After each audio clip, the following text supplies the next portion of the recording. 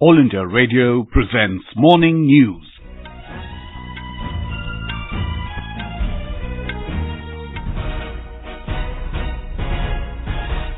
Good morning. I'm Sanjay Mattu. The headlines.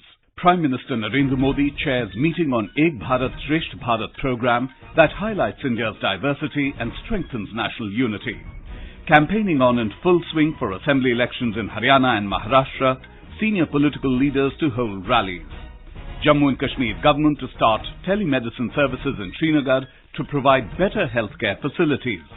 In sports, debutant pugilist Manju Rani to take on Ekaterina Paltceva of Russia in Summit's clash of World Women's Boxing Championships, and in badminton, India's Lakshya Sen to face Yusuke Onodera of Japan in men's singles final of Dutch Open. Prime Minister Narendra Modi chaired a meeting on the Ek Bharat Shreshtha Bharat program. Under the initiative, the government plans to hold people-to-people exchanges between states to enhance knowledge about each other's cultures. In a tweet, the Prime Minister's office said, after returning from Tamil Nadu's Mamalapuram, Mr. Modi held a series of engagements in Delhi, including chairing a meeting to discuss the Ek Bharat Shreshtha Bharat movement yesterday. Ek Bharat Shreshtha Bharat is a personal initiative of the Prime Minister that highlights India's diversity and furthers national unity. The goal behind this unique mission is to develop a holistic national perspective on important issues and encourage celebration of India's vibrant regional cultures. The program was announced by the Prime Minister in 2015 on the 140th birth anniversary of Sardar Vallabhbhai Patel. Campaigning is on in full swing for assembly elections in Maharashtra and Haryana as star campaigners of various political parties are crisscrossing the states. Prime Minister Narendra Modi will address rallies at Jalgaon and Sakoli in Maharashtra today, seeking a fresh term for the BJP-led government in the state. In a tweet, Mr. Modi said, the NDA is going to the people based on the stellar work of the Devendra Fadnavis government. Union Home Minister and BJP President Amit Shah is also scheduled to address several rallies in the state. Our correspondent has the details. It is going to be an action-packed Super Sunday from the election point of view in Maharashtra, as electioneering will be at its peak today. The BJP has launched its galaxy of leaders to campaign for their party nominees and to seek re-election of the Saffron Alliance. In the opposition camp too, there is a jubilant atmosphere as Congress leader Rahul Gandhi will visit Mumbai today to address series of rallies. However, today's main attraction will be Prime Minister Narendra Modi's 4 rallies in Jalgaon and Bhandara. In all, the PM is expected to address 9 rallies in Maharashtra. Meanwhile, candidates are seen applying various tricks to woo voters, like visiting laughter clubs to reduce stress, introducing rap songs to campaign, among various other things. Sunal Shinde, AIR News, Jalgaon. The Prime Minister will start campaigning in Haryana from tomorrow. He'll address his first rally at Ballabgarh in Faridabad district. Congress leader Rahul Gandhi will also address a rally at Nuh the same day. More from our correspondent.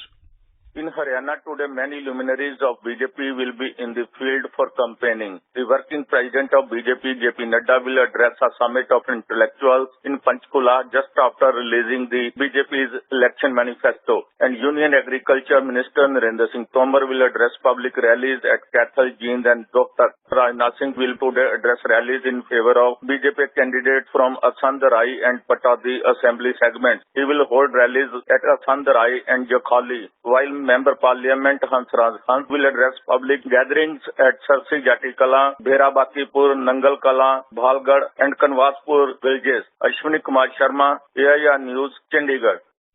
Assembly elections in the 2 states are scheduled to be held on the 21st of this month, and the counting will be held on the 24th of October. After the final withdrawal of nomination papers, 1,065 candidates are in the fray for the Block Development Council or BDC polls in Jammu and Kashmir to be held on the 24th of this month. Election will now be held for 283 out of 310 blocks as 27 candidates have been elected unopposed.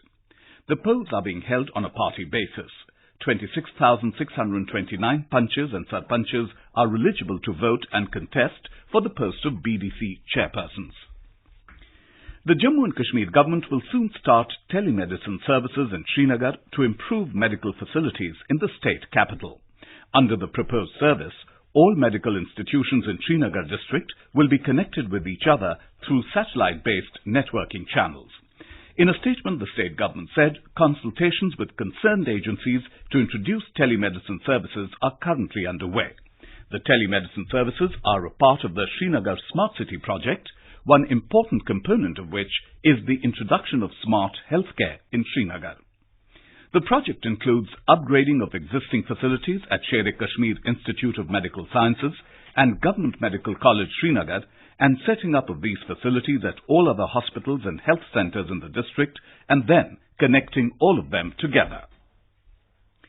President Ramnath Kovind will attend a function of the Jain community at Koba near Gandhinagar in Gujarat today. Mr. Kovind arrived in Ahmedabad on a two-day visit to Gujarat last evening. More from our correspondent. President Ramnath Kovind will meet Hiraba, mother of Prime Minister Narendra Modi, in the morning today. She lives in Raison village of Gandhinagar with her youngest son. President Kovind would then visit Mahavir Jain Aradhana Kendra in Koba near Gandhinagar and take blessings of Jain Saint Acharya Padmasagar Suriji. He would also visit the Jain temple, library and museum there. President's visit to Gujarat is the last leg of his three-state visit. Earlier, he visited Maharashtra and Karnataka before reaching to Gujarat. Yogesh Pandya, AR News, Ahmedabad. This is All India Radio giving you the news. For quick news updates, visit our News on AIR app and follow us on Twitter at AIR News Alerts. You can also visit our website www.newsonair.com. The Arab League has condemned Turkey's military offensive in northeast Syria as an invasion of an Arab state's land and an aggression on its sovereignty. Following an emergency meeting of the Arab countries' foreign ministers in Cairo yesterday, its Secretary General Ahmed Aboul Gheit said the Arab League is considering taking diplomatic, economic, investment and tourism measures against Ankara. Our correspondent has filed this report. Foreign ministers attending the meeting warned that the conflict posed a direct threat to regional security and peace and cautioned that the conflict could open the door to Daesh and other terrorist groups to regain lost territories. Qatar and Somalia, however, expressed reservations about the Arab League's decisions.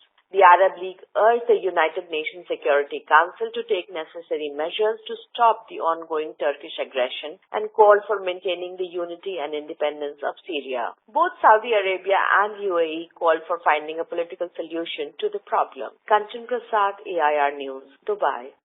Meanwhile, France and Germany have suspended arms exports to Turkey over its offensive into Syria as protesters denounced Ankara at rallies in several European cities. A number of countries have condemned Turkey's offensive. Finland, Norway and the Netherlands have already announced that they are stopping arms exports to the country. Pro-Ankara fighters taking part in a Turkish offensive on the Kurdish-held border towns in Syria killed at least 9 civilians. Fierce fighting is taking place around the border town of Ras Al Ain as Turkish forces continue their offensive in the northeast against the Kurds. Turkey says it has taken the key town, but the Kurdish-led Syrian Democratic Forces, SDF, dispute this. The SDF called on their Western allies to close off airspace to Turkish warplanes. Nearly 50 civilians have been killed on both sides of the border and more than 1 lakh displaced. In Kenya, 11 police officers were killed in a roadside bomb explosion in the country's southern border with Somalia. Inspector General Hilary Mutiambai said the officer's patrol car was blown up yesterday on Damajale-Harehare Road near the town of Liboy. No group has claimed responsibility for the bombing, but Al-Shabaab terrorists from Somalia are suspected to be behind it. The Al-Qaeda-linked group has increasingly targeted Kenyan security forces in recent years. In Japan, rescue efforts are on in full force to evacuate people stranded in flooded areas after a powerful typhoon, Hagibis, hit the country. The typhoon made landfall south of Tokyo yesterday, leading to heavy rainfall and winds through a widespread area of the country and moved northward. According to public broadcaster NHK, the typhoon left 4 people dead, 17 missing and over 100 people injured. Vice President M. Venkaiah Naidu has reached Freetown in Sierra Leone on the second and last leg of his visit to 2 African nations. The Vice President of Sierra Leone, Dr. Mohamed Julde Jallow, and Indian High Commissioner Birinder Singh Yadav received Mr. Naidu at the airport yesterday. Later, Minister of Foreign Affairs and International Cooperation, Nabila Farida Tunis, called on the Vice President. Vice President Naidu will have a detailed bilateral meeting with Sierra Leone President Julius Maada Boni Bio. King Willem Alexander and Queen Maxima of the Netherlands will arrive in New Delhi today on a 5-day visit. During the visit, they'll hold meetings with top Indian leadership to boost bilateral economic and political cooperation. King Willem Alexander's trip will be his first state visit to India following his ascension to the throne in 2013.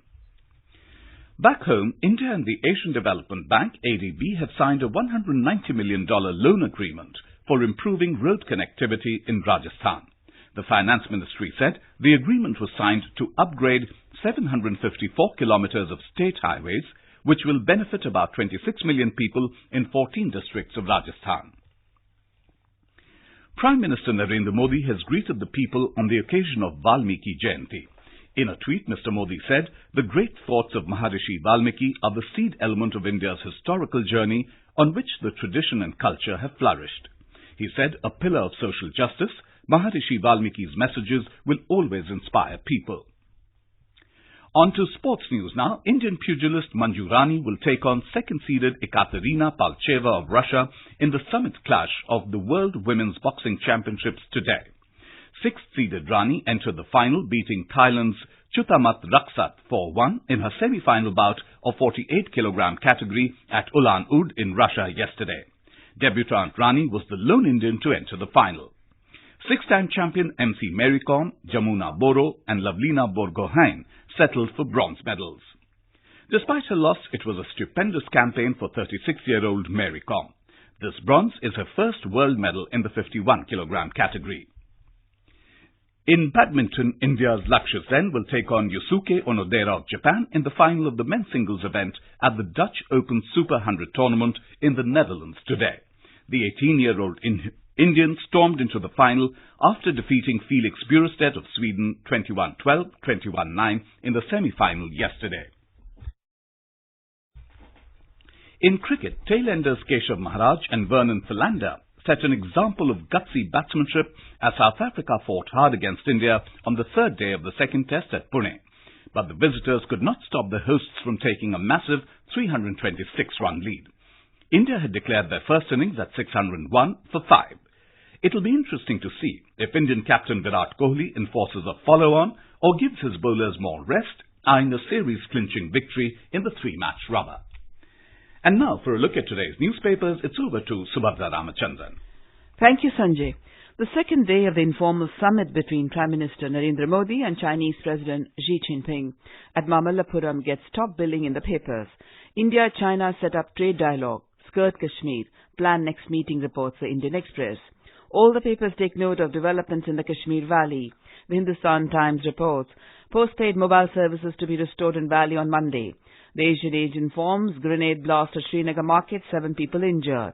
On the 14th anniversary of the RTI Act, the Hindu Courts Union Home Minister Amit Shah has said government transparency eliminating need to file RTI. The Tribune cites the first ever national survey on nutrition assessment to report 1 in 10 school kids pre-diabetic. The Pioneer carries a picture of Prime Minister Modi picking up plastic litter on the Mahabalipuram beach during his morning walk under the caption, "Modi goes plogging." And finally, on the surge in butterfly biodiversity in Sikkim, the Hindu writes, organic farming breaks the stereotype that agriculture reduces biodiversity. With that, it's back to you, Sanjay. Thank you, Subhadra. That was a look at today's newspapers. And now, before we end the bulletin, the headlines once again. Prime Minister Narendra Modi chairs meeting on Ek Bharat Shreshtha Bharat program that highlights India's diversity and strengthens national unity. Campaigning on in full swing for assembly elections in Haryana and Maharashtra, senior political leaders to hold rallies. Jammu and Kashmir government to start tele-medicine services in Srinagar to provide better healthcare facilities. In sports, debutant pugilist Manju Rani to take on Ekaterina Paltceva of Russia in summit clash of World Women's Boxing Championships. And in badminton, India's Lakshya Sen to face Yusuke Onodera of Japan in men's singles final of Dutch Open. And with that, we end the morning news. Have a nice day.